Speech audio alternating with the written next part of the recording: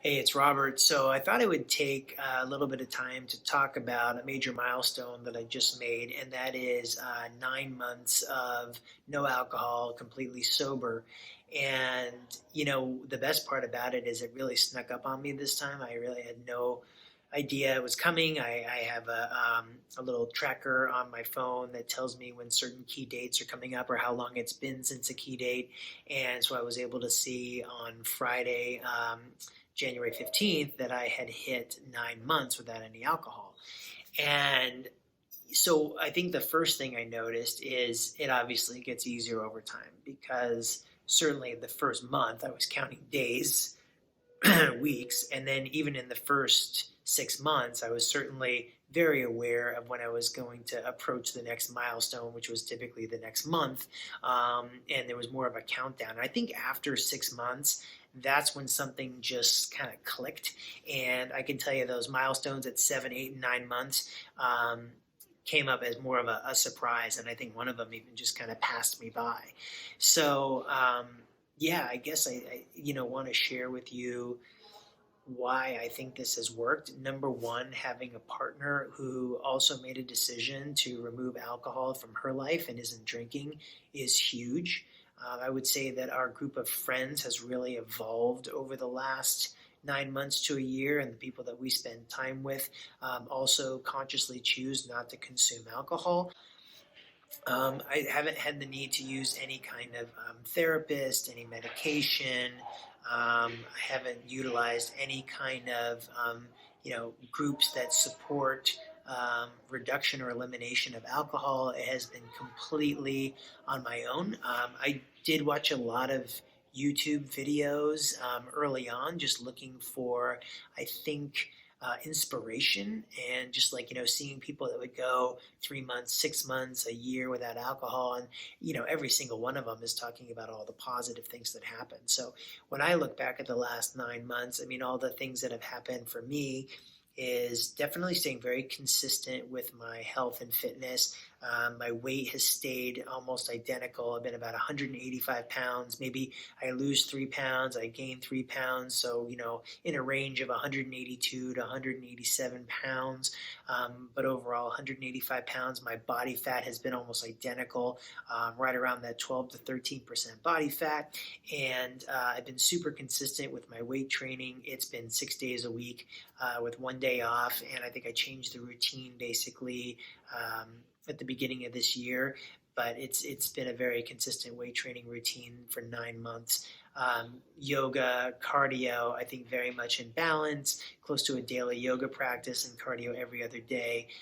Not seeing some of the obsessive patterns I had around cardio in the past. Just really enjoyed taking Shannon spin classes.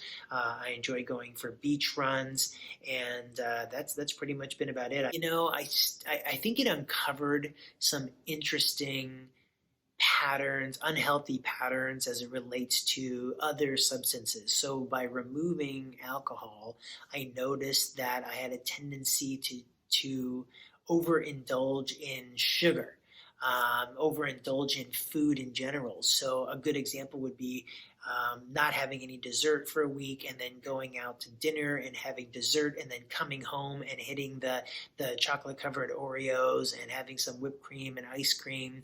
And that was a very similar pattern that I used to exhibit with alcohol, where I might not have alcohol for a week or two, and then I would go out for dinner with Shannon or go out with friends. We would consume maybe 4 to 5 drinks, let's say conservatively even on the 3 to 4 side, and then I would come home and open up a bottle of wine and have a couple more glasses of wine. Why would I do that? Why was there that pattern that I wanted to continue to indulge myself? And I think it had a lot to do with just the numbing effect that comes from that level of consumption. It's not mindful when you're consuming that way, when you feel like you need to continue to have more, when your body doesn't even probably understand what's happening and certainly isn't receiving any benefit from it or even enjoyment from it. So yeah, I noticed that same pattern especially with sugar.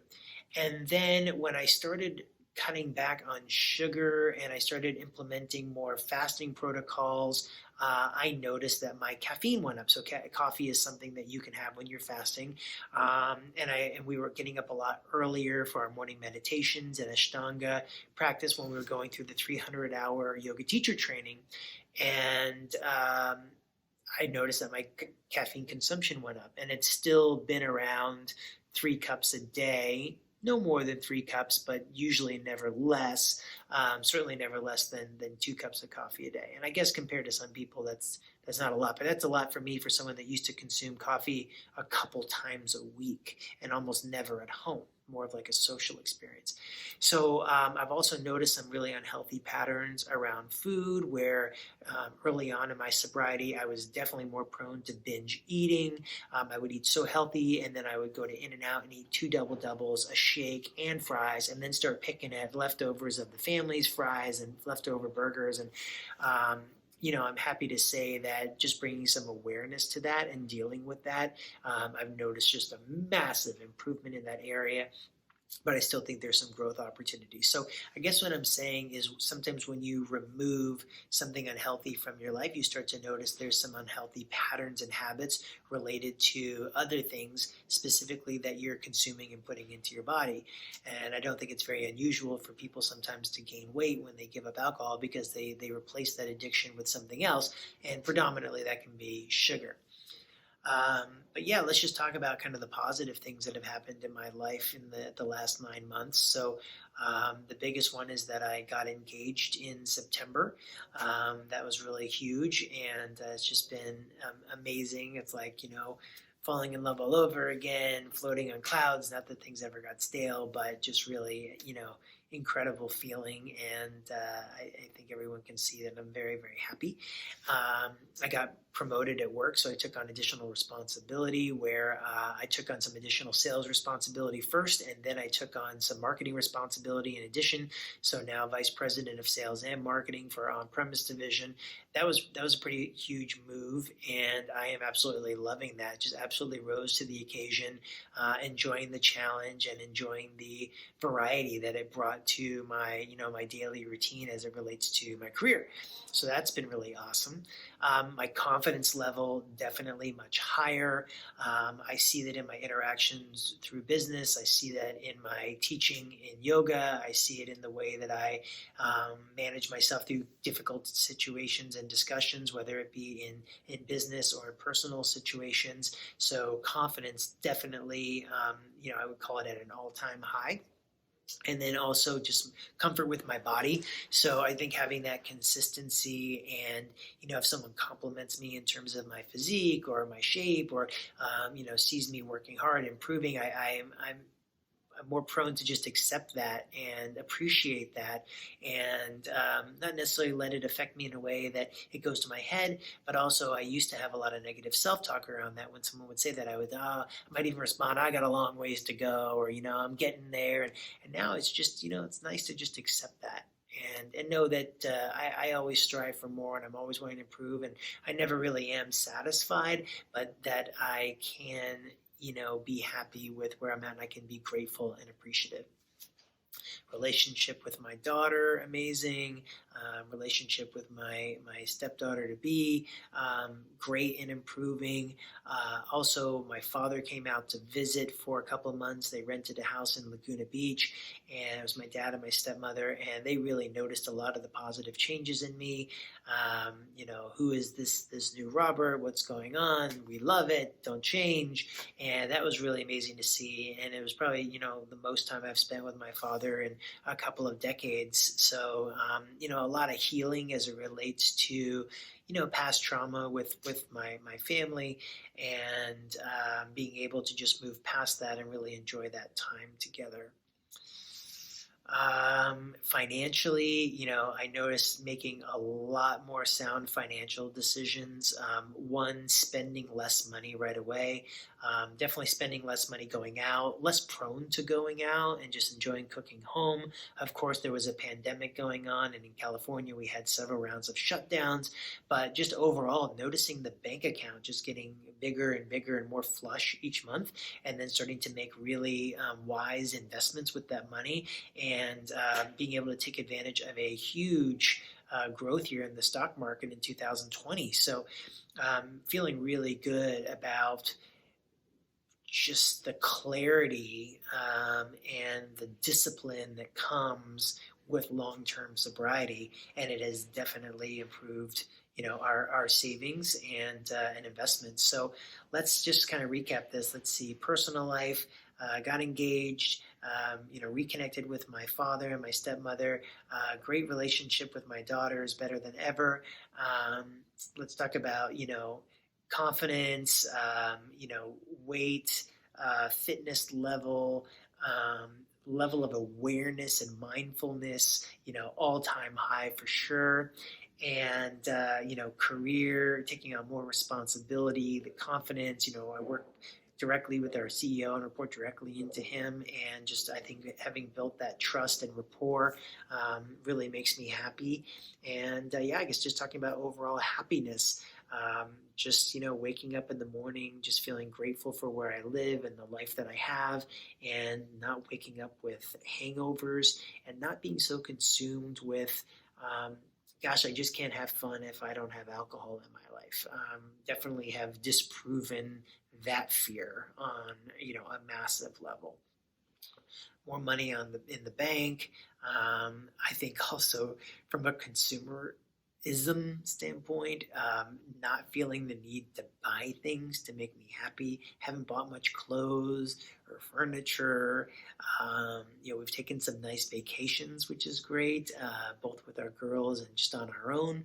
I love those kind of adventures, and to be able to document those as I have in the New York video and the coming Miami video and Washington, D.C., and just to show that you can have a great time without alcohol. I think the benefits certainly outweigh any deficits, and the only deficit is removing alcohol. And I think if we were going out dancing and having more opportunities to go out with friends, I might notice it a little bit more. If we were going to concerts, where I definitely love to enjoy having some drinks and maybe even going a little above and beyond too many drinks. But those things aren't happening during the pandemic. So I guess I have to feel blessed in some respect. But I am aware that alcohol consumption has gone up dramatically for most people or as an average in the country during the pandemic, and I think around the world. People are bored, they're feeling trapped, they're scared, they're frustrated, and they're using alcohol as a way to cope and to numb. And I'm just happy that I have the support of my friends and family, that I was able to find other ways to cope with those situations, and take a much healthier approach to the challenges that I was facing as a result of this pandemic, as any of us are facing. I mean, we've had some financial challenges with Shannon not being able to teach, but we were able to work through those and get really creative. And certainly there was a time I was feeling very cooped up and feeling very frustrated, and not being able to connect with my customers in person, and everything having to be through Zoom, but just really work through those things as well. So I just find that without alcohol, you're able to just take a step back and approach things from a much more rational perspective, instead of just reacting or overreacting. So that's about it. That's my 9-month check-in with all of you, and I hope that that's benefited you in some way. If you have any questions, please comment below. I'll stay in touch with this video and reactions to it. And really, in the end, why I'm doing this is I just want to share my story, because I think it might help somebody, because I tried a lot of different times and ways to stop drinking, and it never worked for me. Honestly, there was a time, maybe 6 or 7 years ago now, that I couldn't go more than 3 to 5 days without drinking. I would set a goal of going 2 weeks or 30 days, and I wouldn't make it more than 3 to 5 days. Why is it that I wasn't able to do that then, and I'm able to do that now? And I really trace that back again to the support of, number one, my fiance, sharing this lifestyle with me; two, the friends that we've surrounded ourselves with, and the lifestyle that we've created for ourselves in the absence of alcohol. And I think you just have to find what works for you, and without criticizing any of those other ways of finding sobriety out there. This is just one that worked for me, and if there's things that you're doing right now that aren't working for you, maybe this inspires you to try something different. And like I said, happy to answer any questions in the comments below. All right.